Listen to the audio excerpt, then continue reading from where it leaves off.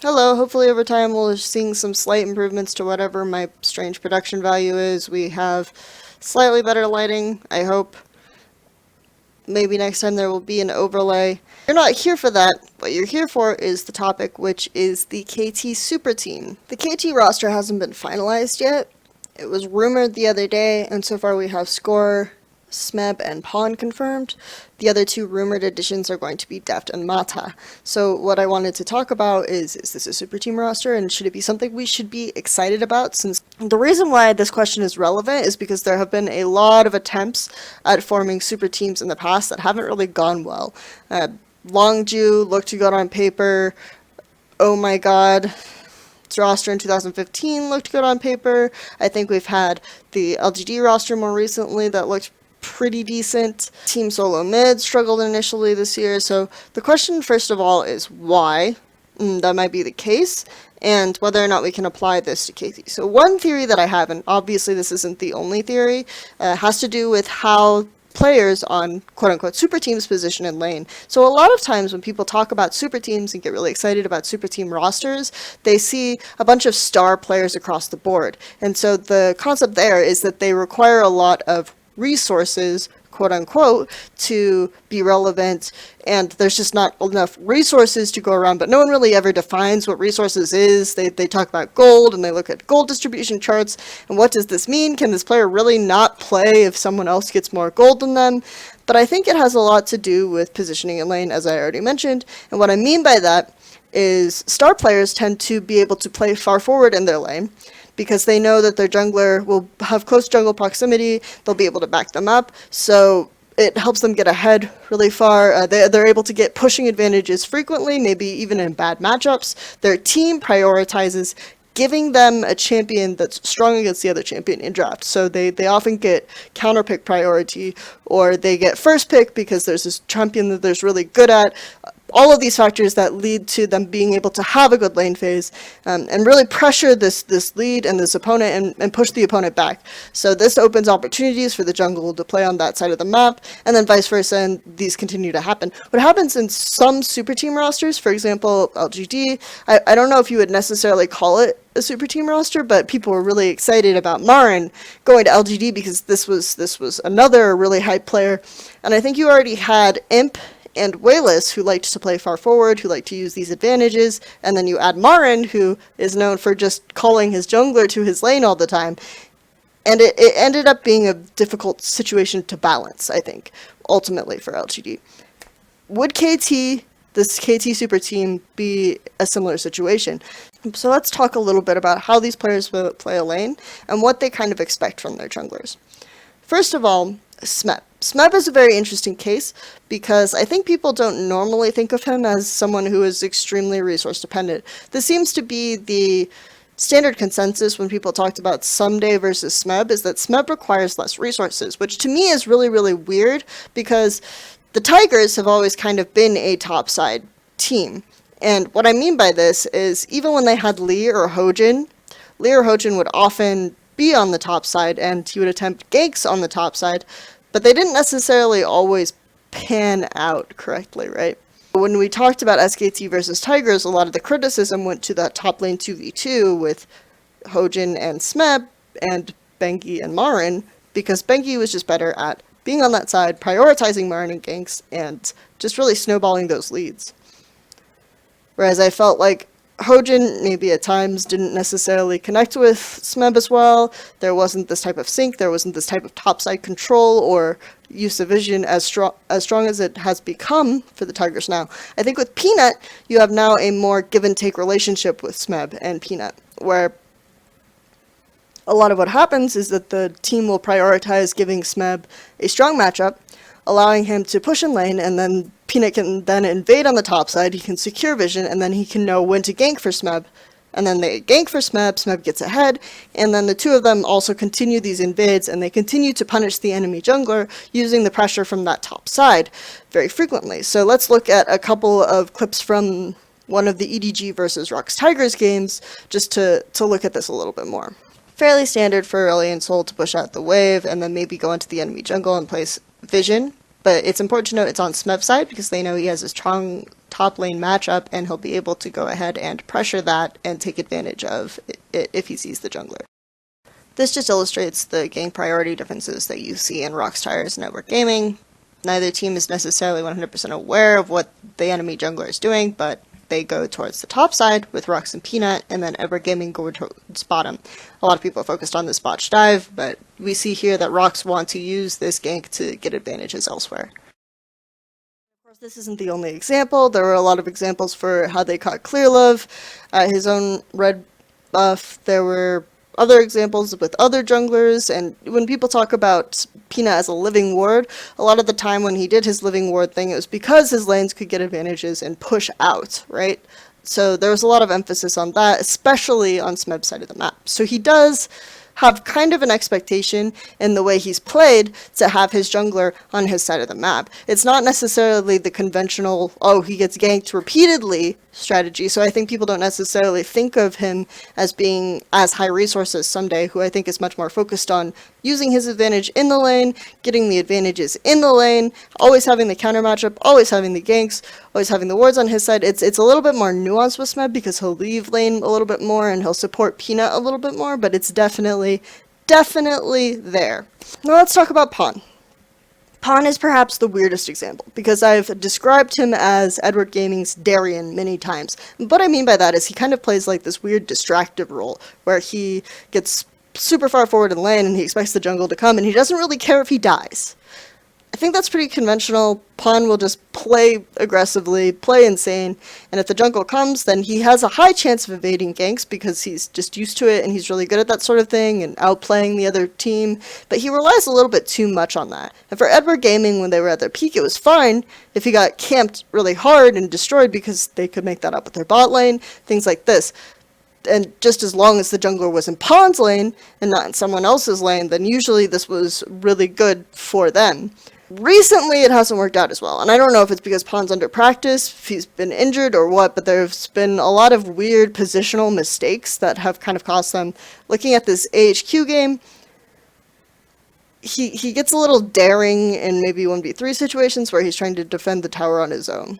So this is definitely a team misallocation of resources plus AHQ's arrow delaying Clearlove. But the important thing is that you know, based on the pings, that EDG are aware that AHQ are going to come and group mid. Clearlove signals, or someone signals, on my way.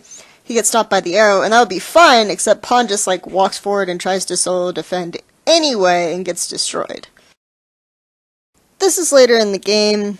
We already know that AHQ are kind of targeting this mid turret, a little bit surprised. Pawn has no wards on either side of the lane, basically, and he still kind of falls forward and opens himself up. Obviously, this isn't a huge issue in and of itself, but it's like repeated instances of him playing far forward, illustrating the point to an extent.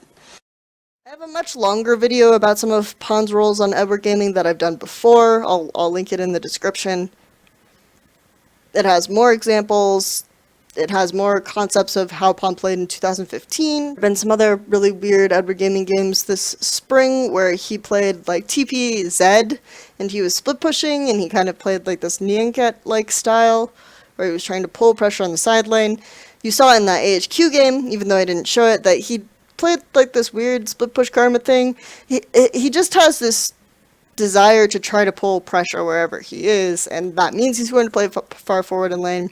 We're not really sure how it would work out with the Smeb style. It might be fine, because if you have one side lane pushing and you have the jungle up there anyway, he's kind of close by, he can make up for some of these faux pas if they don't always occur, etc., etc.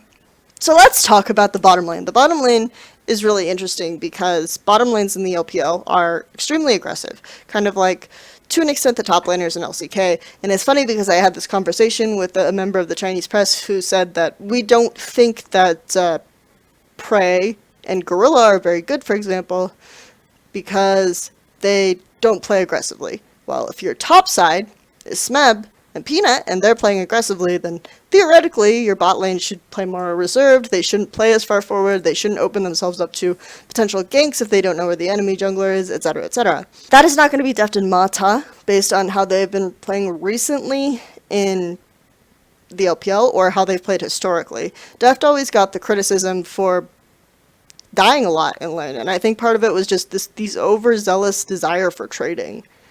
In the LPL, this was really welcomed because he was paired with a very aggressive support in Mako, and the two of them could kind of compensate for Deft's desire to go in just by constantly pushing the wave. And they were one of the only bot lanes that really understood the concept of pushing the wave rather than just attacking the enemy champions, right? So they often got wave control, and within this LPL meta, it really worked out for them. For example, this clip from the WE series. This is basically just a random Edward Gaming game that I pulled out. First, both sides did camp start, but EDG made sure they finished theirs early, or first. They made sure that they could get to lane first, and they immediately started attacking the wave. Mako zoning out 0, taking advantage of the fact that Tom has a slight range matchup. They're able to push the minions as soon as they show up, and on top of that, they can then bully the wave. When WE are pushed back, they continue to push onto tower and make sure that they keep full control of the wave, which is something that WE didn't necessarily do when they got to lane.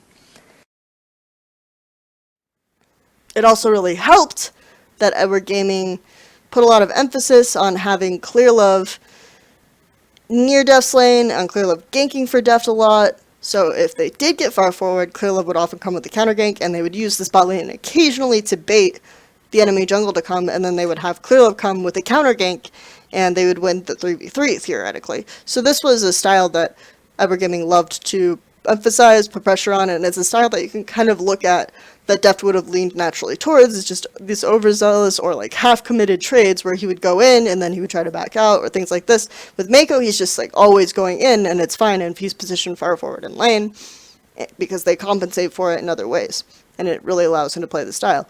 Mata, theoretically, with that in mind, should be a good support for him. Mata is subtly different from Mako in how he controls or plays the lane.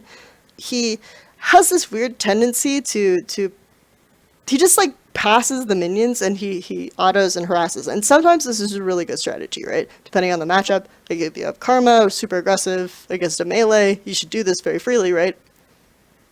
It got him into a little bit of trouble, not just at Worlds, and people were talking about how he went for things that seemed disrespectful that you wouldn't normally go for just because of how confident he was. For example, in the Splice game, you can see first how they get a lead in lane using this kind of strategy, and then how they kind of get bullied a lot.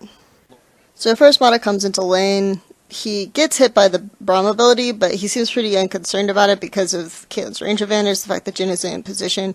He continues to go forward and keep laying down harass, especially onto the Jhin. This is pretty fine, but you can see his kind of nonchalance. There's even a part in this trade where he ends up getting a turret shot and doesn't seem to care. Here the health values are a little bit different, and you already see Mata continuing to harass regardless. It's good because they force the Jhin back, and they almost kill him, but you see him continue to go aggressive regardless, and he gets hit by the Braum ultimate, and he almost gives up a kill here anyway. That was basically fine, because they had already successfully forced Splice bot lanes back, but here you see that RNG obviously have a health disadvantage. UZI gets caught, and Mata continues to play far forward in the lane. Continues to look for harass opportunities. And I remember talking to Mickey X a little bit afterwards where I asked him about this concept that other people were saying, that Mata plays far forward, his positioning seems like a bit cocky, and he said overall he didn't think Mata was too cocky, it's just there were a couple of skill shots that he thinks that Mata should have dodged.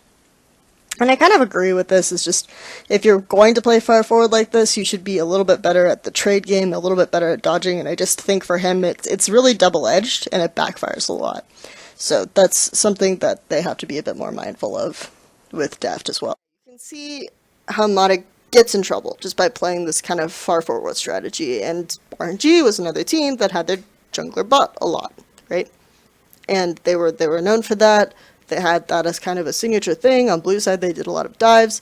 On red side, they got into more trouble because they wouldn't set up the dives as well. It wasn't as easy to get control of the buff area, the enemy buff area, when you're playing red side. So I think that this was a bit of a problem for Royal Never Give Up. So you put them together, and there's probably a bit of a complementary. They'll figure out how they want to play the lane, if they want to push the minions or use the minions as a guard or whatever, but they'll probably play far forward in lane. I mean, Mata historically has always played a really, really daring laning style, And it's as other people have leveled up their ability to answer that, that I think he's shown increasing inconsistencies in the lane phase. So the question then becomes, how do we balance this out? Where does Score go?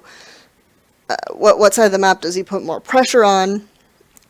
You would think that maybe Smeb would be more adaptable, since a lot of what he does through lane or natural lane advantages anyway. I feel like Deft historically and Mata historically are always going to play far forward. Pawn's always going to play far forward, so it might be a better idea to have them be a more bot side team. But KT with Score, he's used to playing top side now. With Someday, Smeb still, we aren't 100% sure. So you would think that maybe that would be an approach they would take, is be a more bot-focused team, just because of the way that Pawn and Deft and Mata are playing. But I could see this actually being a problem, because all three lanes are used to having some form of pressure, or just not even necessarily that, but just playing far forward. So I can see the jungler being spread a little thin in these situations. They're really going to have to work that out, and you could end up with a super team collapse or a super team split.